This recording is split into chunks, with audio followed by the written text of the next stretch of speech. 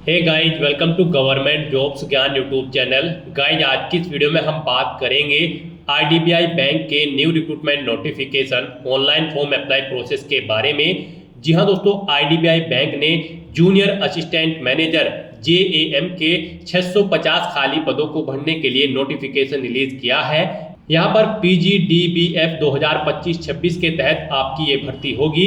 कैसे आप इस भर्ती में पार्टिसिपेट करने के लिए अपने फॉर्म अप्लाई कर सकते हो बिना कोई मिस्टेक किए हुए, इसकी पूरी जानकारी हम आपको स्टेप बाय स्टेप रजिस्ट्रेशन से लेकर प्रिंट तक इस वीडियो में देंगे। बस आपको इस वीडियो को स्किप के बिना शुरू से लेकर एंड तक देखना है। उसके बाद वीडियो पसंद आए तो इसे लाइक और शेयर कर दें। चैनल पर नए हो तो इसे सब्सक्राइब कर ले। साथ ही यहाँ पर फॉर्म अप्लाई करते हुए आपको जो जो भी प्रॉब्लम फेस हो रही है उन सभी का हल आपको इस वीडियो में मिल जाएगा। और हम आपको ये भी बताएंगे कि कौन सी वो कॉमन मिस्टेक है जिसे करने से आपका एप्लीकेशन फॉर्म रिजेक्ट हो सकता है। तो आपको उस मिस्टेक से बचना है और अपना फॉर्म अप्लाई करना है और अपने फॉर्म को रिजेक्ट होने से भी बचाना है। तो बिना कोई वक्त गंवाए चलिए शुरू करते हैं। आपको इस वीडियो के डिस्क्रिप्शन बॉक्स में हमारी वेबसाइट ind-sarkarinokri.in के इस पेज का लिंक मिल जाएगा। यहाँ पर आपको इस भर्ती के रिगार्डिंग सभी डिटेल्स प्रोवाइड कर दी गई है। आईडीबीआई बैंक के अंतर्गत जूनियर असिस्टेंट मैनेजर जेएएम के लिए भर्ती होने जा रही है पीजीडीबीएफ 2025-26 के तहत, यानी कि post graduate diploma in banking finance के तहत। यहाँ पर 650 वैकेंसीज है जिनको भरने के लिए आपसे आवेदन पत्र मंगाए जा रहे हैं। आप 1 मार्च 2025 से 12 मार्च 2025 के बीच में अपने फॉर्म अप्लाई कर सकते हो। फीस पेमेंट की लास्ट डेट भी 12 मार्च है। एग्जाम आपका 6 अप्रैल 2025 को कंडक्ट होगा। Graduate degree holder candidate all India से ऑनलाइन अप्लाई कर सकते हैं।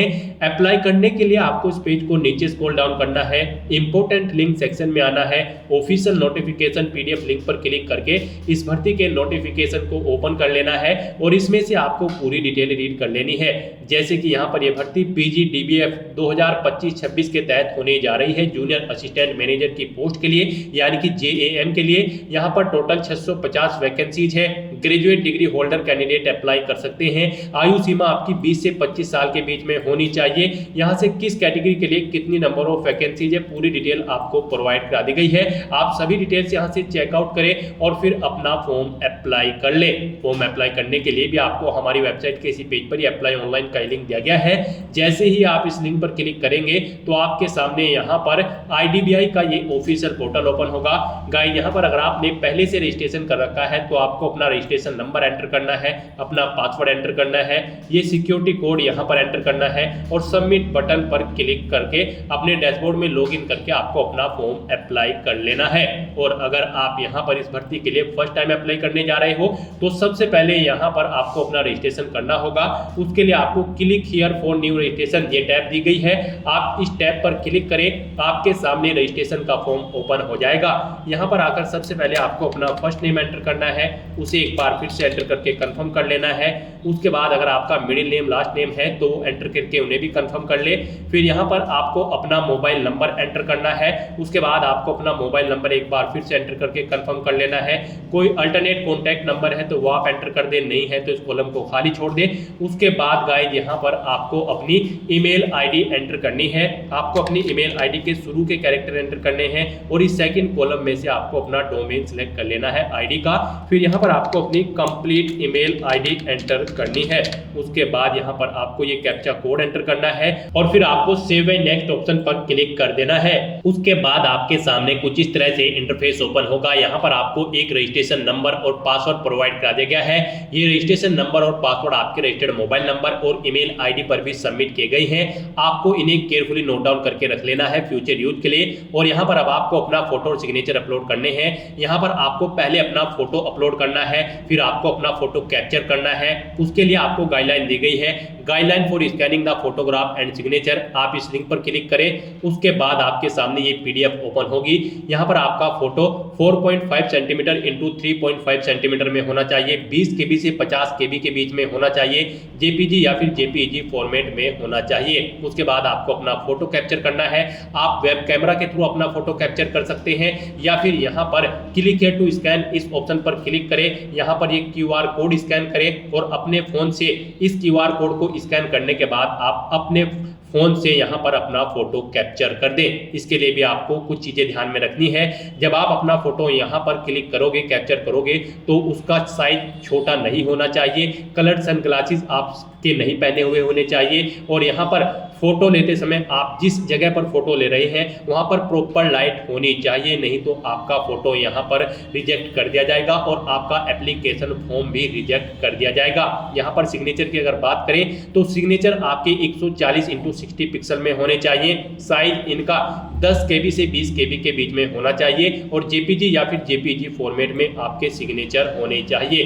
तो यहाँ पर गाइज आपको दी गई गाइडलाइंस के अकॉर्डिंग अपने ये डॉक्यूमेंट अपलोड करने हैं, अदरवाइज आपका एप्लीकेशन फॉर्म यहाँ पर रिजेक्ट हो सकता है। तो आपको चूज फाइल बटन पर क्लिक करना है, फाइल को सिलेक्ट कर लेना है और उसे यहाँ पर अपलोड कर देना है। इस तरह से आपको अपना फोटो और फोटो कैप्चर करना है, फिर आपको अपने सिग्नेचर अपलोड करने हैं और इन चेकबॉक्सेस को आपको ओके करना है। उसके बाद यहाँ पर आपको नेक्स्ट ऑप्शन पर क्लिक कर देना है। नेक्स्ट यहाँ पर आपको अपनी बेसिक डिटेल प्रोवाइड करानी है। यहाँ पर आप अपनी कैटेगरी सिलेक्ट करें। उसके बाद यहाँ पर आपसे पूछा गया है कि क्या आप PWBD कैंडिडेट हैं और आपकी डिसेबिलिटी की परसेंटेज 40% से अबव है, अगर है तो यस करें। फिर आप अपनी डिसेबिलिटी का टाइप सेलेक्ट करें, उसकी डिटेल दें, नहीं है तो आप नो ऑप्शन सेलेक्ट कर लें। उसके बाद आपको इस पेज को नीचे स्क्रॉल डाउन करना है।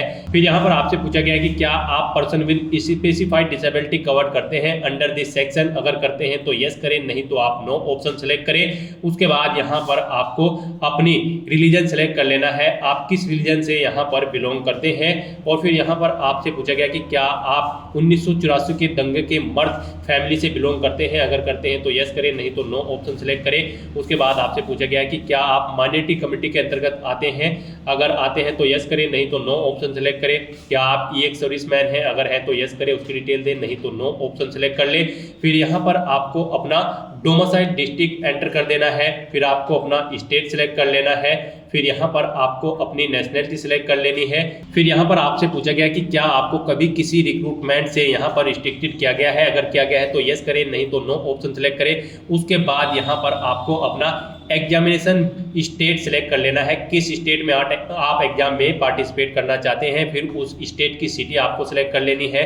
उसके बाद यहाँ पर आपको अपनी 2 ID प्रोवाइड करनी है, आप यहाँ पर ऑप्शन सिलेक्ट करें। फर्स्ट ID में आप क्या प्रोवाइड करना चाहते हैं, PAN card, passport, driving licence, आप अपने अकॉर्डिंग ऑप्शन सिलेक्ट करें, उसका नंबर दे। फिर आप अपनी दूसरी ID यहाँ पर सिलेक्ट करें, उसका नंबर दे।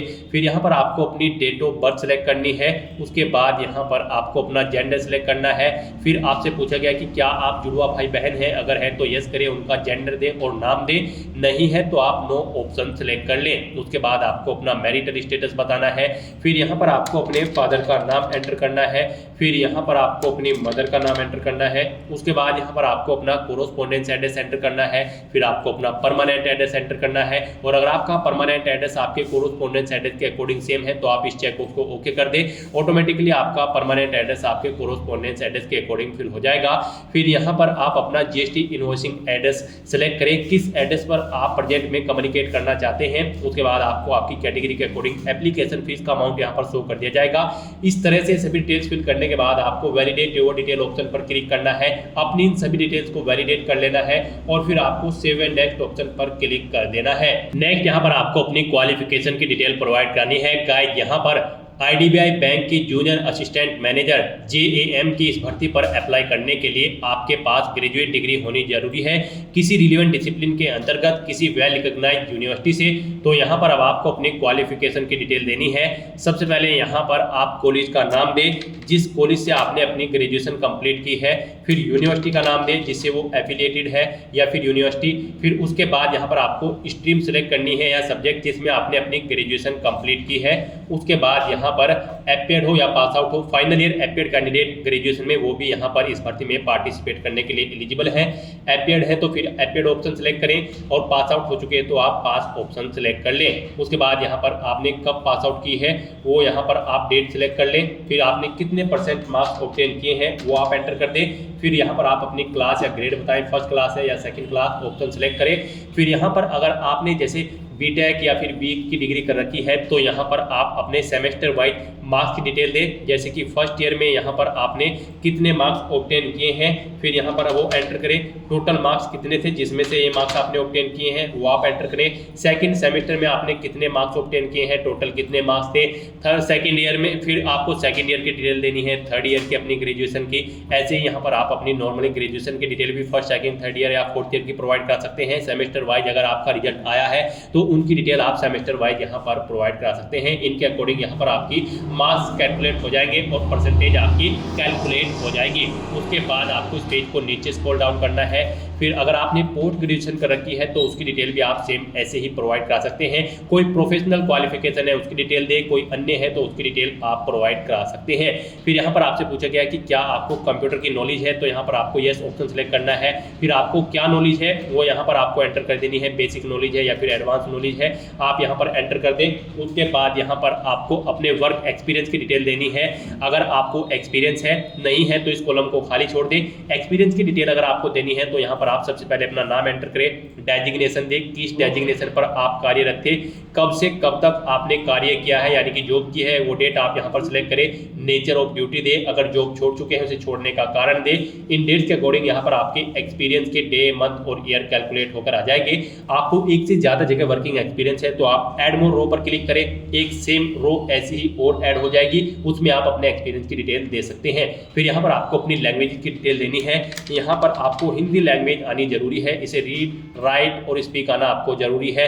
उसके बाद आप जो ओल्ड लैंग्वेज जानते हैं उनका नाम यहाँ पर एंटर करें और उनकी डिटेल दें। फिर यहाँ पर आपसे पूछा गया कि क्या आपने प्री एग्जाम ट्रेनिंग ले रखी है या फिर लेना चाहते हैं, तो यहाँ पर आपको येस या नो अपने अकॉर्डिंग ऑप्शन सेलेक्ट करना है।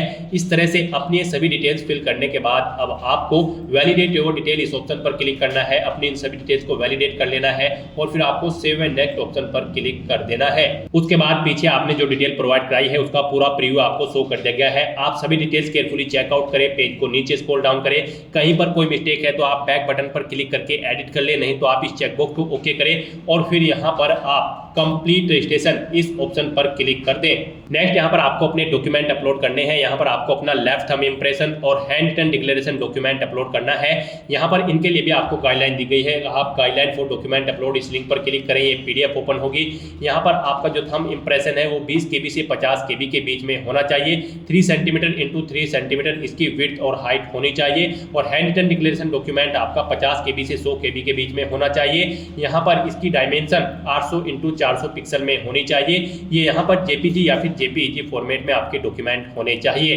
तो यहाँ पर आपको दी गई गाइडलाइंस के अकॉर्डिंग ही अपने ये डॉक्यूमेंट अपलोड करने हैं। आपको चूज फाइल बटन पर क्लिक करना है, फाइल को सिलेक्ट करना है और यहाँ पर 1 बाय 1 करके आपको अपने इन सभी डॉक्यूमेंट्स को अपलोड कर देना है। उसके बाद आपको ये कैप्चा कोड यहाँ पर एंटर करना है और फिर आपको सेव एंड नेक्स्ट ऑप्शन पर क्लिक कर देना है। उसके बाद आपके सामने कुछ इस तरह से इंटरफेस ओपन होगा। यहाँ पर आप एप्लीकेशन प्रिंट के ऑप्शन पर क्लिक करें, अपने एप्लीकेशन फॉर्म का एक हार्ड कॉपी प्रिंट आउट ले लें फ्यूचर यूज के लिए और यहाँ पर अब आपको आपकी कैटेगरी के अकॉर्डिंग एप्लीकेशन फीस का अमाउंट शो कर दिया गया है। यहाँ पर आपको अपनी कैटेगरी के अकॉर्डिंग एप्लीकेशन फीस जमा करानी है। जनरल ओबीसी ईडब्ल्यूएस कैंडिडेट के लिए 1050 रुपये फीस है। एससी एसटी पीडब्ल्यूडी कैंडिडेट को 250 रुपये फीस के रूप में जमा करानी है।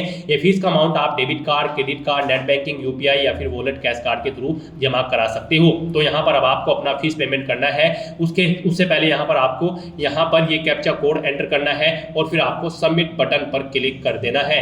नेक्स्ट आपको फीस पेमेंट के इंटरफेस पर डायरेक्ट कर दिया जाएगा। आप credit card, debit card, internet banking, wallet cash card, QR code के थ्रू या फिर यूपीआई के थ्रू आप अपना फीस पेमेंट कर सकते हो। यूपीआई ऑप्शन आपके लिए बेस्ट रहेगा। आप यूपीआई के ऑप्शन पर क्लिक करें, मेक पेमेंट ऑप्शन पर क्लिक करें, प्रोसीड विद पेमेंट ऑप्शन पर क्लिक करें। उसके बाद यहाँ पर आप अपनी यूपीआई आईडी एंटर करके मेक पेमेंट ऑप्शन पर क्लिक करके अपना पेमेंट कर दे, या फिर यहाँ पर आप क्लिक हियर टू स्कैन इस ऑप्शन पर क्लिक करें। ये क्यूआर कोड अपने यूपीआई ऐप से स्कैन करें और अपना फीस पेमेंट कर दे। यहाँ पर सक्सेसफुली फीस पेमेंट होते ही आपका आईडीबीआई बैंक का जूनियर असिस्टेंट मैनेजर का एप्लीकेशन फॉर्म सक्सेसफुली सबमिट हो जाएगा। उसके बाद आपको अपने एप्लीकेशन फॉर्म का हार्ड कॉपी प्रिंट आउट ले लेना है फ्यूचर यूज के लिए, फ्यूचर रेफरेंस के लिए। तो दोस्तों ऐसे आप IDBI bank junior assistant manager JAM का एप्लीकेशन फॉर्म फिल कर सकते हो 650 खाली पोस्ट के लिए बिना कोई मिस्टेक किए हुए। आज की इस वीडियो में बस इतना ही। आई होप वीडियो आपको पसंद आई होगी। अगर पसंद आई हो तो इसे लाइक और शेयर करें, चैनल पर नए हो तो इसे सब्सक्राइब कर लें। Thanks for watching.